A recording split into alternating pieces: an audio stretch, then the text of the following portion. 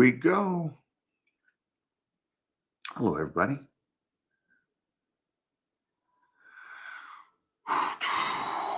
Happy Monday. Man, we are flying high over here. All right.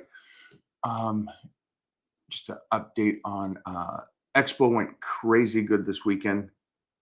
Anaheim Expo. Thanks for everybody. If you guys see this here, thanks for coming out, hanging out. All of you incredible Titans out there. One thing I did see is the continuous of hoping for the tip or the secret that gets you in shape. Nutrition, guys. And I can help you. We got a great team here over at the Titan Crew. So we'll put down the link here for you guys. Make sure you get your nutritions on point. But that hasn't changed. But there is a change of the understanding of nutrition. So I think most people, when they hear nutrition, they think eat healthy. Eat healthy doesn't get you in shape. Eating right for you gets you in shape. That's two different worlds. So eating healthy is just you having your calories and good healthy food. That's great. That's awesome. And that's, if you want to do that, that's cool. That's fun. Now, if you want to get in shape, that's playing with the calorie intakes and certain foods that work with your body at that time that it's working, and then getting the body to work with you. And then that's how you want to create the physique. And I recommend trying to create the physique at a younger age and then maintain it and hold on to it as you get older. But now that's not a realistic thing, right? Most of you probably got out of shape and want to get back in shape. So then we're going to have to get some 3 months here, these next 3 months, as we get ready. Wow, Christmas is coming. As we get ready for the new year, right? Let's get in shape for the new year, get in the best shape we can going into that, and then maintain it at the stage that you're at. With that being said, yes, you're going to have to work out too. Again, it's better to get there quicker. So like in 3 to 4 months, let's get in shape in 3 to 4 months instead of trying to put a goal on like, I'm going to get in shape over the next year. It's tough. It's tough to stay in that grind for a year. It really is. That's why bodybuilders, the best, all physique competitors, train for about 8 to 12 weeks to get in peak shape, because it is pretty intense and it is pretty hard. And your body is going to adapt to it in time. And so you don't want to start running yourself down. But how dramatic are those changes from week 1 to week 12? For somebody that's just starting out, they're not in shape, and then today they start, and then in 12 weeks, how great. It's amazing. You've all seen The Biggest Loser. You've seen what they can do in just a TV series of 12 weeks. Now imagine doing it right and not just trying to drop weight, right? But actually trying to drop fat and retain the muscle. Man, the changes are amazing in 12 weeks. And mentally, they're amazing too, because then you're such a different person mentally as well, going through that tough training. But man, is it worth it? Come out the other side, be in shape, and then just stay there. So that being said, what kind of questions do we got? You hit a couple, and then we get some of this. Oh, done. Yeah, as soon as you hit that, it made me. Kind of. Yeah, think. How did you like the Fallen State with Jesse Lee Peterson?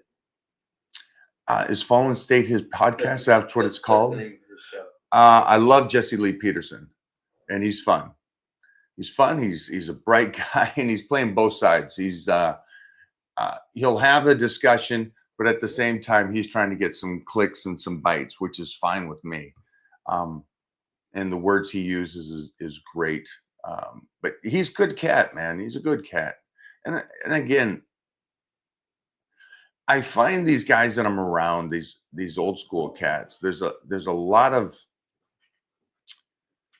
what do they say? There's one generation away from losing freedom. It's a wild thing to think, but it is a vast valley between my era of the 70s and 80s and how they're growing up today. And so Jesse's, more my era and before me. And so the way he thinks about how a person should go through life, putting the pressure on yourself instead of telling everybody else outside of themselves it's their fault. It's an amazing thing. So I like it. I like it. I liked talking to Jesse and hitting some pipes. And I'm going to help Jesse get in shape. So that's going to be a fun thing for me, getting that cat in shape. And he needs to, because he's working like he's a worker. He gets out there and he gets all that stuff going. So it's a cool thing to see. But thanks for the question. Clean bulk. What do you think about? Do you think clean bulking works? I don't know what a clean bulk is. Mm-hmm. So What's the hot it's topic? the kid thing. Is that a Yeah. kid phrase? So there's bulking up off season, and then there's cutting up, for a show or whatever. And I mean by show, I mean like the pool, just graduation, whatever that show is to you. Uh, I guess you're using the word clean to say that you're doing it with cleaner food instead of old school philosophy of pizza and burgers and whatever you want. So that's what I was going to say. I would say people use the word clean bulk because dirty bulking exists. And so a lot of people think that the way to build muscle is to go cheeseburgers, pizza, KFC, In-N-Out, your Pop-Tarts. And so if you're not doing that, you're clean bulking. So Jeff says that there's a thing called dirty bulking and a thing called clean bulking. Yeah, there's not. That's just somebody making up a thing and people wanting to grab it and go, yeah, it's okay to eat bad. Listen, you're not taking in that much more extreme off season than you are dieting. So it doesn't really change that. And the whole concept of, well, it's just calories. Let that individual do the just calories. Let that individual do it. You be intelligent enough to know that there's different things. Steak is steak at the end of the day. It's healthy, it's good for you, and you can get it plenty in to build that muscle as you get bigger and stronger. So yeah, there's no clean or dirty. It's just bulking and cutting up. So would 4 meals of steak, cup and a half of rice each meal, and then 2 salmon meals with a cup and a half of rice, would that be a clean bulk? That'd be a bulk. Yeah. Because I mean, for me, that's a sheesh load of food. That's a lot of food. You're Right. gonna get big eating Yeah. That and I'd be able to see the gains I'm getting. I'm feeding the muscle. I'm feeding enough of and then I can also analyze it. That's the big thing. I can analyze it going, okay, I'm taking in 300 grams of carbohydrates. I'm taking in 350 grams of protein. So now I understand over the next 4 weeks on what I need to raise, if it's working or not working. Where these guys try to make up something, go, just take in 5,000 calories of pizza, hamburgers, donuts, French fries, Captain Crunch cereal. Chicken rice, or steak, salmon rice. Is that clean food? That's clean food and healthy food. It's very clean and healthy. You can season it if you want to call that dirty. Yeah. You want to put some sauce on it off season, go ahead. That word clean bulk, it's adding a layer of complexity and confusion that doesn't need to exist. You just said it. Right? That's what doesn't. You don't need to do. You don't need. Listen, most of you aren't even doing it. Most of you aren't even staying on a nutrition plan. So trying to come in and get something like, oh, let's do a clean bulk, let's do a dirty bulk. You're just prolonging. You're just trying to have conversation with somebody and have somebody say to you, yeah, a dirty bulk's good. Okay, then you go do it for 3 months and go, well, this guy said I could, so I'm guilt free. Did I get steered the wrong way? Well, you already know that. You already know that these guys are, the majority of these people are leading you down the wrong way because they don't know it. So that's one that you got to do. Again, what is it? Somebody else came up with like bro science. There's no such thing. There's just bro science, yeah. And then your bro split. It's just training, guys. It's just like the old school stuff, man. Arthur Jones. Listen to Lee Haney. And then when you do listen to these guys, also look at the weights that they're moving. just basic exercises done every day over and over again. It's the simplest thing. Bodybuilding, creating, let's not say bodybuilding, let's say just creating a physique, and a great physique is pretty basic stuff over and over again. If you're looking for a program, easy enough. Get on over to the Titan Crew, pick one of the programs. Are you looking for size right now? Are you looking for strength right now? Or are you looking to get cut? That's your choices. Are you looking for nutrition? Now remember, here's the great thing, and Jeffrey said this earlier, is your nutrition goes off of where you are now. It doesn't go off of what your body weight is. And it doesn't go off of how tall you are or how much muscle you have. It goes off of how you're eating. You could be a 250-pound guy right now. Well, that means you should be taking in 3,500 calories. The dude's eating once a day. His body is adapted. You're going to have all these morons out there telling you, no, start at 35. This guy just has to start with 2 meals and 3 meals and try to get his body working correctly again. That's what the reality of it is. And it's all of you guys. If you're 250 or 300 pounds, you should bench 300. Go in and bench 300, dog.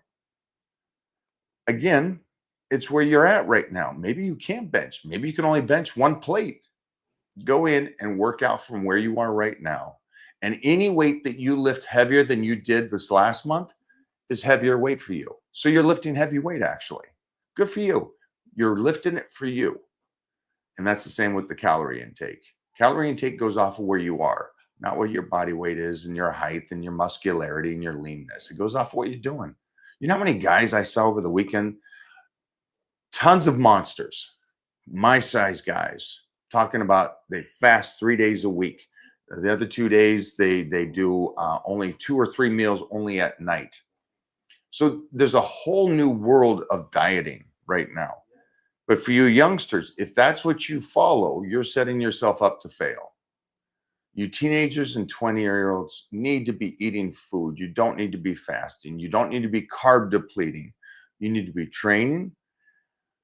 And this crushed my soul. I met some kids that were great. This is the TikToks and all this stuff has helped me reach a whole new young generation.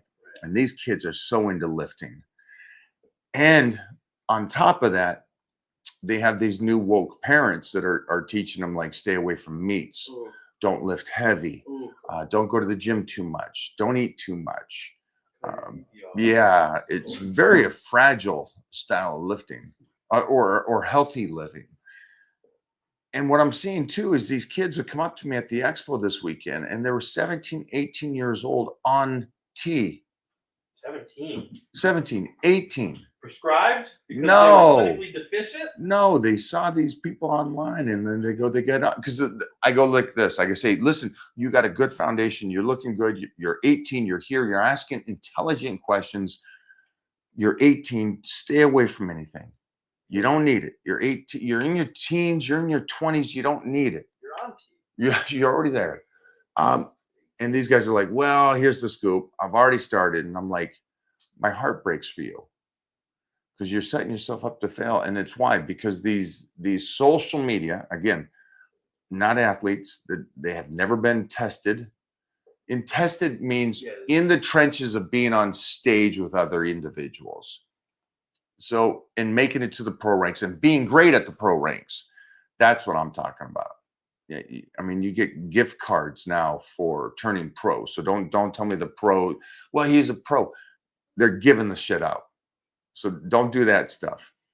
Yeah. Clip that. Yeah. Clip that. Have fun with it. Put it up there. Send it to an IFBB pro. Yeah. In their IG bio. Yes. Take that out of there. So there's no dirty bulk, clean bulk. There's eating correctly in the off season. There's eating correctly as you're dieting down. Stop looking for excuses and putting words in front of it. Make it simple. I don't know why you guys want to make it tougher.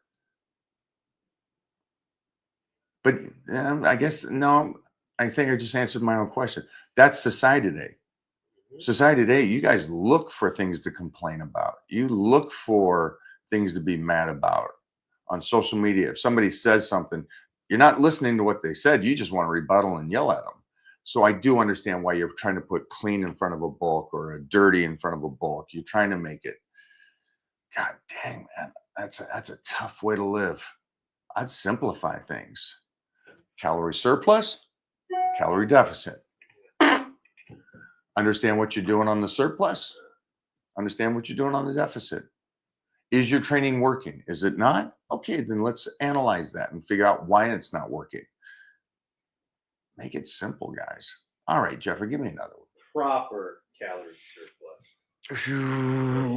Oh, Won't get one yet. I'm just sitting here, guys. I don't know what you're. What's the other arm tightening now? Ooh. Why does that pop out like that?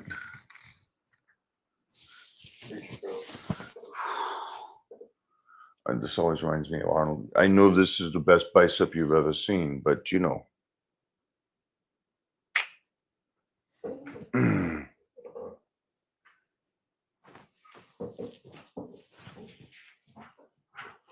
All right, talk to me. Like my bicep is sore. Anything I can do to avoid further injury? Powerlifting is my main style of training. Nicole, looks like she competes.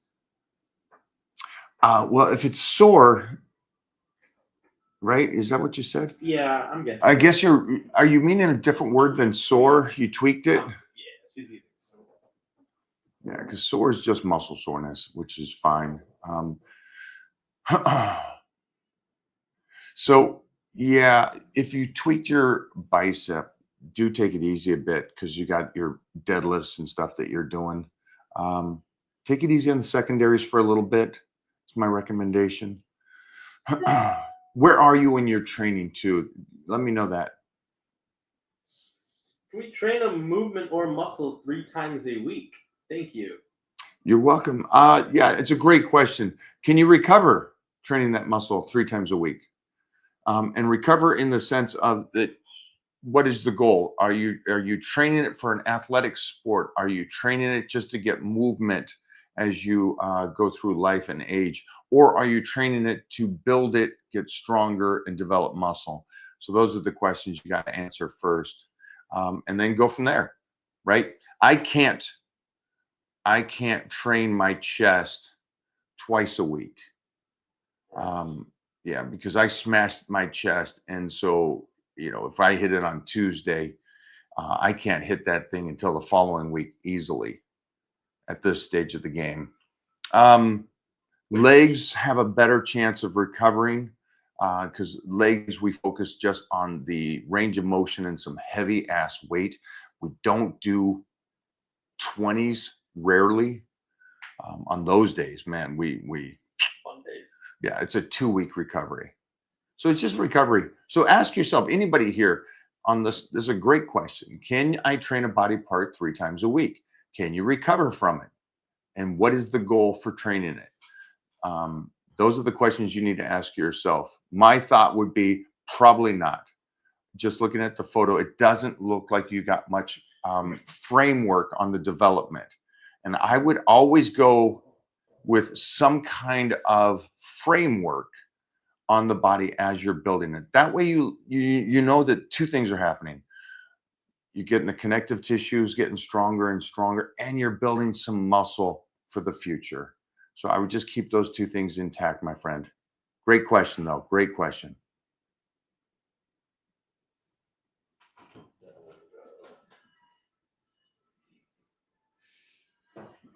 Went too far down.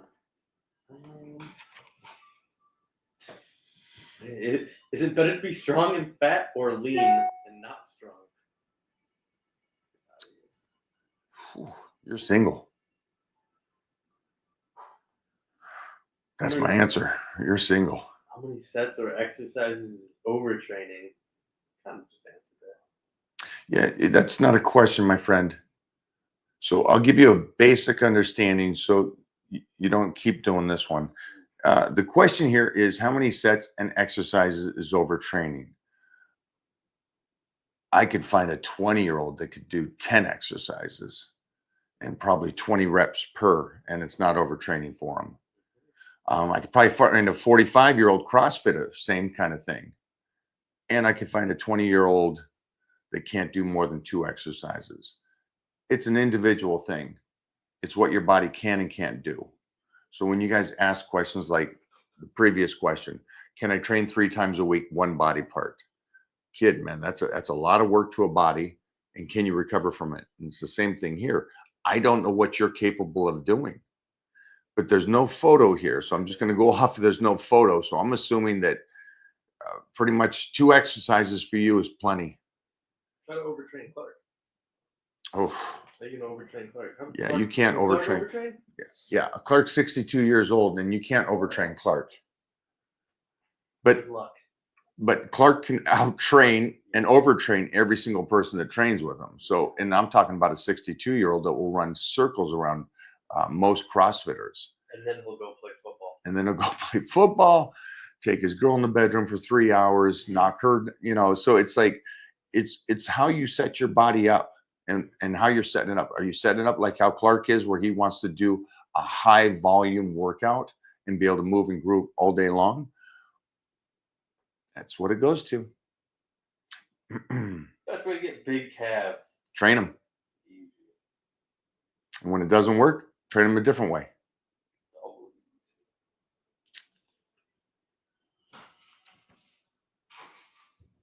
But here's something. I guess I left that out. How to get best calves, bigger calves. Sorry, train them, and then when it doesn't work, train them more. And when it doesn't train them less. And at the same time, take note on how you're eating and how you're feeding your body, and are they recovering? You take those aspects in. That's it. That's the blueprint right there. That's all you need to know to build a body part, not just calves. Something everybody's saying now is that gyms have become these quiet locations where you can't grunt, moan, and get in there and get to work. And it's interesting because I think of a gym as a car shop, a mechanic car shop. It is dirty. It is dirty. It is noisy. You're breaking things off. You're taking the engine apart. You're moving things. It's a task, and that's how gyms should be. It should be you're in there. You're getting dirty. You're getting grindy. You're pushing your body to stimulate it to grow, and then you're getting out and letting it fix. Right. Then you're polishing it up with the food and everything else outside of the gym. But when you're in the gym, man, I do recommend that you actually get an intense workout in. And I fully understand how social media is a big thing now. You can always get that photo or videos at the end of the workouts, like we did in the 80s and 90s. You know, we'd wait until the end of the workout, then we get some posing in with the crew, all that kind of stuff. But again, get in there and get serious about it. And if you're not changing every couple of weeks, you're not doing this right.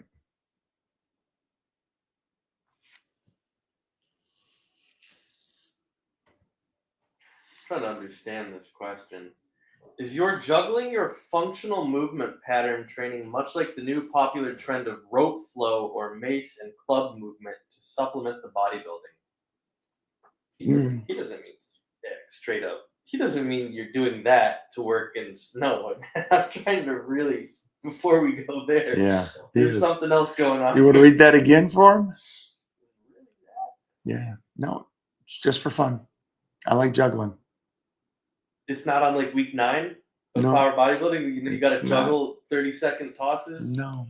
Work on the dexterity. No, the ropes and all kind of that stuff. I fully understand those movements for people. I do, but I roll and wrestle, so I'm getting a good structure, body movement in other ways. Thank you, though. And then the 6-week juggle program, that's going to be out on Mike's new online program. We're working on Mike's new online. Just in time for New Year's. Yeah. Juggle them. Kink.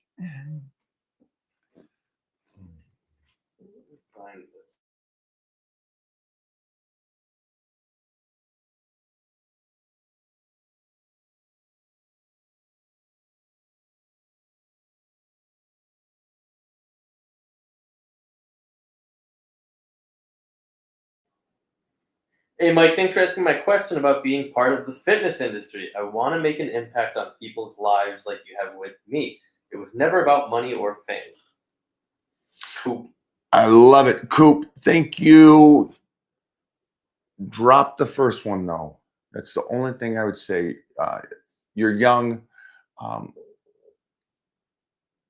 here's the one thing that I want you to understand. Art, lifting, your life, the stuff that you're doing has to come because you love it. And this is what you want to do. And that's the focus. The focus is that it's just you. You want to write music, it's music that you like. If you want to act, it's great. It's the struggle of acting. If you want to bodybuild, it's creating a physique that you want. If you want to lift a certain way, it's how you want to lift. It can't be you're doing it to motivate somebody. Life doesn't work that way. It's the last thing. And I've said this for decades and decades, and I loved it. Ruben, Jordan Rubin? no, the guy that you met the other day, Um, the guy that does all the music. oh, Yeah, Jeff pulled up this guy, and I saw the video, and I thought, Def Jam CEO. Yeah. Yeah, the white guy. mhm. I'll find it. Keep going. Yeah. So Rick Rubin. Rick Rubin even talked about it just recently. But he's about my age, I think, younger, and he talks about it. That's like he does a lot of music, and it's like the last person you're trying to appease are the fans. And I know that sounds wild, but they're the last important thing to this. If they like your music, great. If they don't like your music, that's the way life goes. But you can't try to be out there appeasing them. You've got to appease you and what you're doing. That's where it has to come from. This whole motivating somebody, they'll get motivated. Somebody will be motivated because you love it so much. And there's something that you do that triggers them. But I think that was one of the biggest things that I saw when social media really started catching on. I would see all these people getting out of bed and they'd be preaching, going, I'm here to motivate the world. That's freaking annoying. Holy shit, really? You're 25 years old, you haven't done anything, and all you're going to sit there and spit some words, and you haven't done anything behind you. There's nothing you've accomplished. And you're going to motivate the word because of your words. People don't believe words, they believe actions. So get out there, do your thing, create it. Don't chase the money or fame, and you're going to rock and roll, brother. You're going to kill it. All right? Give me another. Back to that one girl with the bicep. Yes. She's 8 weeks out from competing in powerlifting. So we can't stop. Okay, so Nicole is 8 weeks out from competing in a powerlifting meet, and she has a strained bicep right now. So you're gonna have to, at this point, so you can come back to it, drop some of the secondary work, because you're still gonna have to pull right now. That you can't get around. Yeah, so I would just drop that secondary work, and you're moving through it, man. Props to you. Will you please come back and let us know how it's going, how the training's going, and also let me know how the meet goes in 8 weeks. Congrats again. I love that you're doing this. Creatine makes me cramp. Is it just not enough water intake with it? Yeah, creatine doesn't make nobody Yeah, I cramp. was gonna say, is that a reason? Nobody cramps on creatine. I think it's like right around his like lower back, right under the ribs, cramping around there. No. Yeah, it's not the creatine, my friend. Make sure that you're taking in some potassium, sodium, and stuff like that, and make sure you're drinking enough water, and also you're retaining some of that water with your electrolytes. Easy enough. An easy fix. 25, trying to get big. What's your advice? Eat. Easy. What's better for stronger veins? To keep pumping beef or supplements? They want the big veins. They want that juicy. You know what? I'll tell you how to get some big veins, dog. go take some little C chip, little V chip. Eat some pizza, some creatine, take some beta Hell alanine, yeah. and then hold your breath. Pizza, Cialis. Yeah, yeah. You if you have a vein, it'll be popping. Holy shit! What about getting lean? Never mind. Do you still talk to Billy Gunn?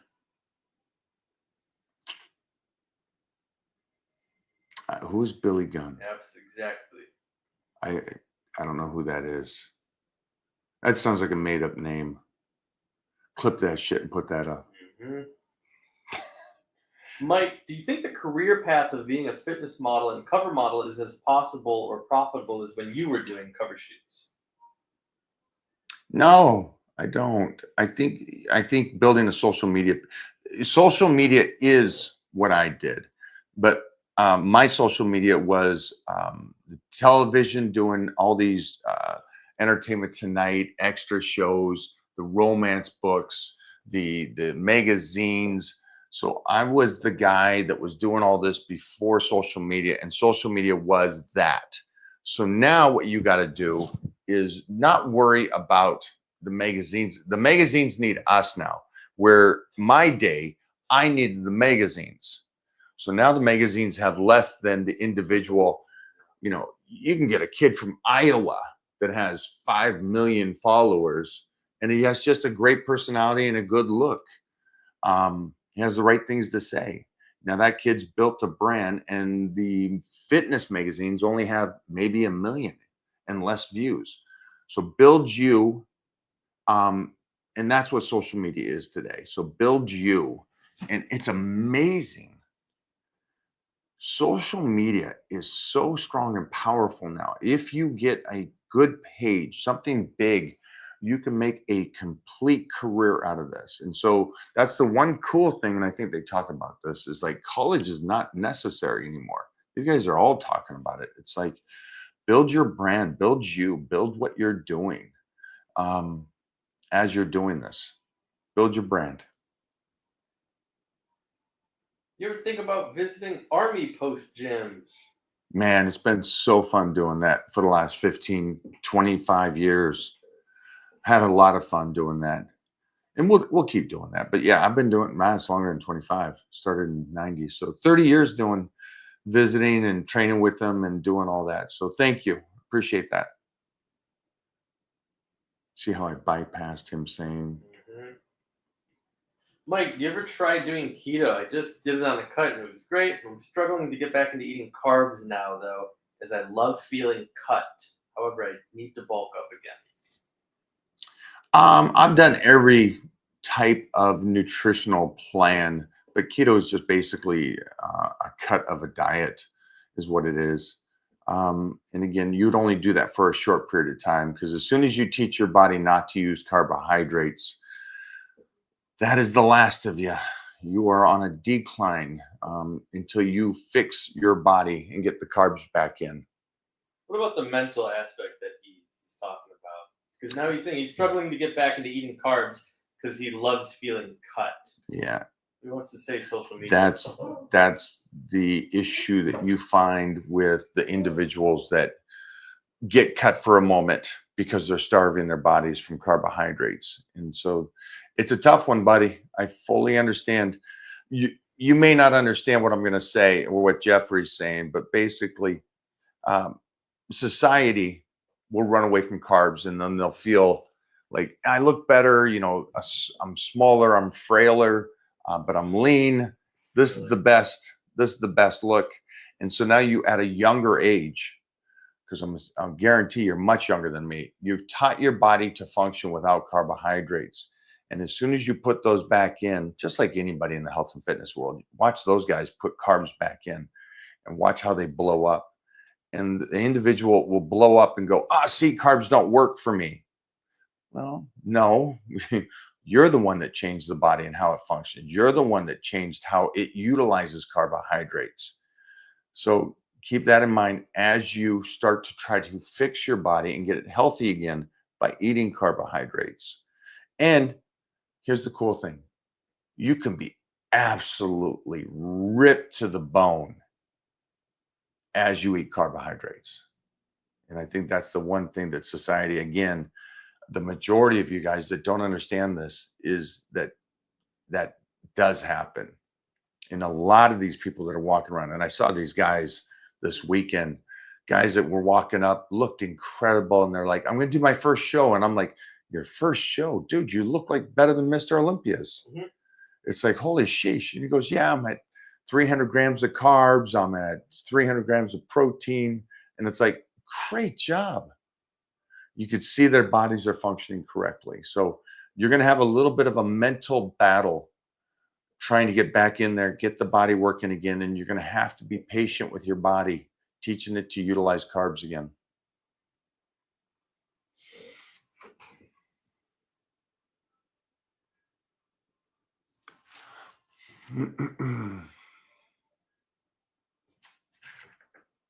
Let's finish this up. Yep. All right. We bought a couple bangers then. We're going to do a couple bangers here, guys. If you got some cool ass questions, we're going to go to town on this bad boy.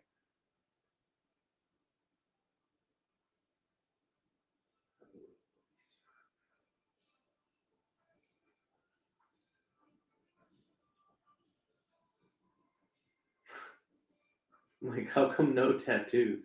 I'm like, what you tatted up? What's your favorite back workout? Favorite back work? Well, I love deadlifting.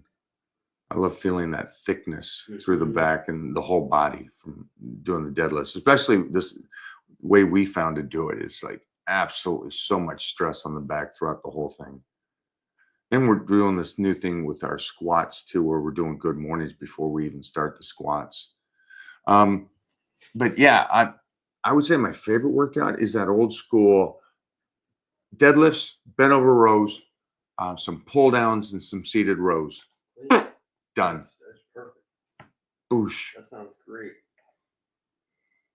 It's a 1970s workout, and it's perfect today. Perfect. Mike, do you find that many programs out there have conflicting advice? Everything has conflicting advice. Is uncured ham and turkey bacon okay to eat as a teen to grow? Is on what? Uncured ham. I have and no turkey idea. bacon. I have no idea what uncured. What does that mean? Skip that word. Is ham and turkey bacon okay? Ham and turkey is great. What's uncured? Yeah, that's when they do some shit. Is that like a religious thing or some kind of? Yeah, ham and bacon's great. I'll tell you this. Here's a side note you guys may not know is that Titan, my son, eats about 10 sticks of bacon, I guess 10 strips of bacon every single day since he was a year, almost 2 years old. That's his breakfast. That into a glass of milk and a glass of goat milk. That's breakfast. What is it? It's to cure bacon is like the preservatives they put in it. So get uncured it. is when they use natural shit like celery and salt to Yeah. Yeah, you're a teen. I would try to. I did a lot of ham, spam. spam. Jeez, old school. Tuna fish, eggs. Yeah. Good job though, knowing that you got to get the proteins in, some fat proteins. Pick up the hamburgers from Costco. Right. Just get a sleeve of that. What is the biggest mistake that well-intentioned younger folks make in training? Thinking that it's training that gets them a physique instead of the nutrition. That's the unfortunate truth. And then the second one would be thinking that they can train harder than everybody else, which I'm guilty of, but it did build my mindset. That if you train harder than everybody else, you'll be better than everybody else. And it does work mentally and helps you, but it doesn't work for the body. And so my recommendation is train as hard as your body can, as well as your body can recover. Train as well as your body can recover is the ultimate goal for a youngster. And you're young, so yeah, don't pull back. Don't be. It's a fine line, man. When you're young, you got bodies recovering so fast. And I think that's what I was saying about like some of these people that are training right now in their 30s and their coaches are kind of making them do these circuit trainings and all these other things. And I'm like, that's probably good for you at your age, but this guy's in his 20s and 30s. I'd keep him freaking going hardcore. Don't do what you're doing. Have him train like what a 20 and 30-year-old should train like. Mike, what are your views on after failure partials? You know what an after failure partial is? Why the word after? So you're doing a partial and then you failed. You wouldn't do, no? No, it sounds like you're doing your exercise and then you go to failure. So now you're done. Okay. Okay, now we're going to do partials. Oh, yeah. That's what it sounds like. And then right after that, he goes, and then what do you do to mitigate joint issues? So I don't know if you realize it. You probably don't need to go to failure. You don't need to slam your head against the wall. Yeah, that's the first thing. Again, this whole discussion today was just teaching you basic, elementary, kindergarten stuff that you're training only as hard as you can train, but also can you recover and get better. And so you're training like this day in and day out, like a lot of people do. And like the Navy SEALs, I was talking to the Navy SEALs. These guys go in and they blast it every single day. And that's their mindset. But they're not recovering and they're taking these injuries and making the injuries worse over time and time and time. And then you go into the statement about your joints. So you already realize that the way you're training is already hurting the most important thing you have on your body, your ligaments and joints. So I would do this. Get in the Titan crew, start training correctly, pull back.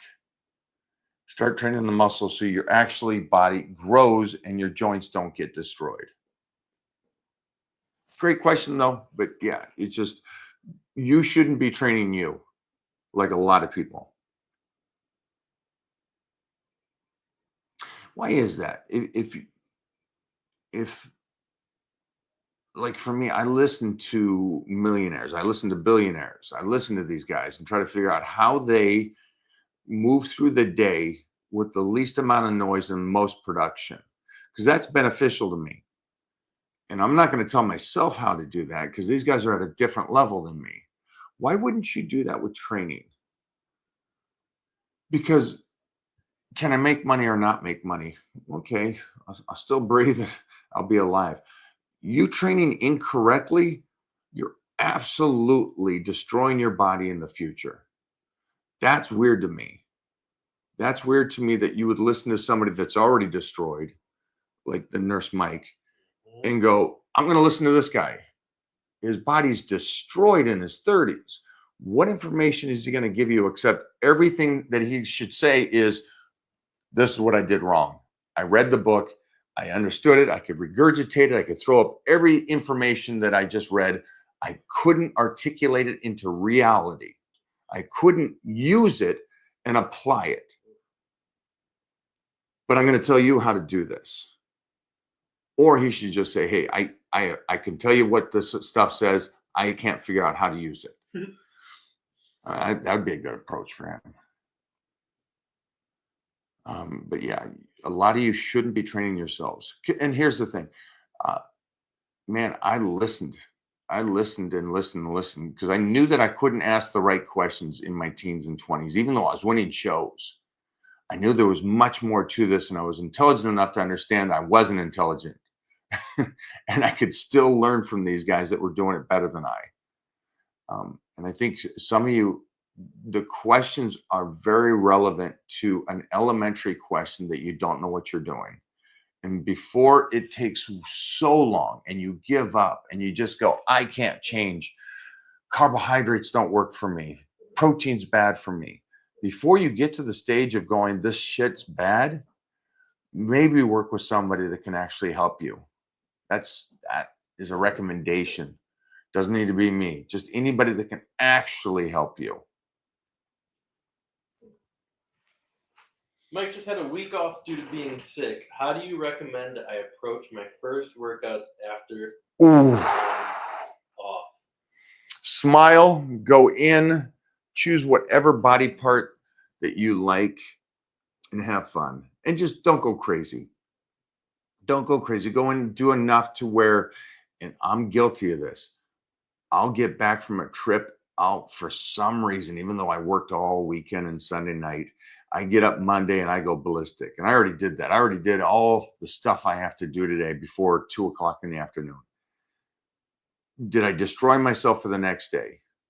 No, I'll get to bed early tonight. So don't go in and go too crazy, even though I do it too.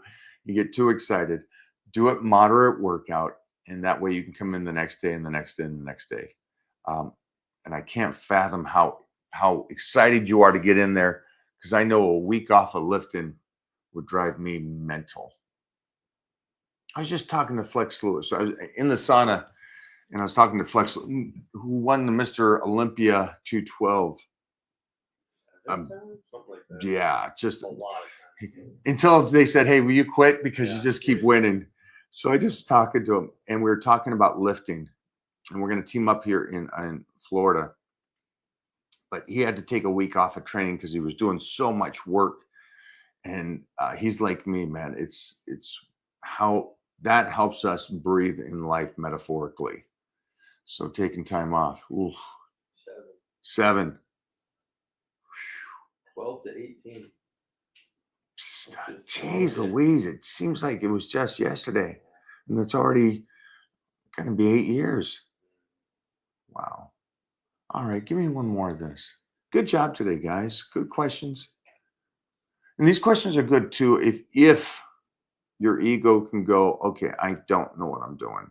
Because like this, not this question, but there's been a couple questions today that it's like, how do you get more vascular? Yeah. Supplements or Yeah. food? It's like, wow. So I pull those up. Yeah. You're mean. Lessons must be made. You're mean. Go with it. What do you got, Captain? How often would you recommend having high days? It depends on the program you're on and what the body's doing. I can explain this to you guys. I'll do a close up when you get time. Yeah, so a high day is not something that you get because it's Sunday. A high day is to stimulate your body to move faster, that it plateaued. So that's one of the biggest things I would make sure that you guys do when you're doing your nutrition. You have to be able to be smart enough to figure out that, okay, my body is slowing down right now. I've got to change it. That's what I would do. If you're doing a 3 low, a 1 high on your nutrition, then that third day or that fourth day, you got to take in more carbohydrates. So again, it depends on where you're at. But to go, I'm just eating, and so each Sunday is a high day. That's a lot of people's concept, and that's not how you do a nutrition. And we were with Breon, and one of the big things about like Breon, somebody says he has to get to a certain weight. And what I thought was amazing was they go, well, when will you have a high day? He goes, no, I need to be 185. And he's 210 pounds. And he says, I can't have a high day because he'll put on 7-8 pounds in one day. And he's lean already. So that's the professional mindset. So when your body adapts and you know it's adapted, or you're not recovering, or you are overtraining and need to reload the body, that's when you have a high day. So there's not technically, you get 2 a week or anything like that. But it's a great question though. But yeah, I think the new age gets thrown off on that. And that's you guys. You guys get thrown off on that because either you want to just say, or you ask somebody, and somebody that doesn't do this full time goes, yeah, I have a high day every Sunday. So that's okay. Cool. I'm good. Bobby Joe said it was good for having it Sunday. Yeah, it doesn't work that way. All right, guys, we're out.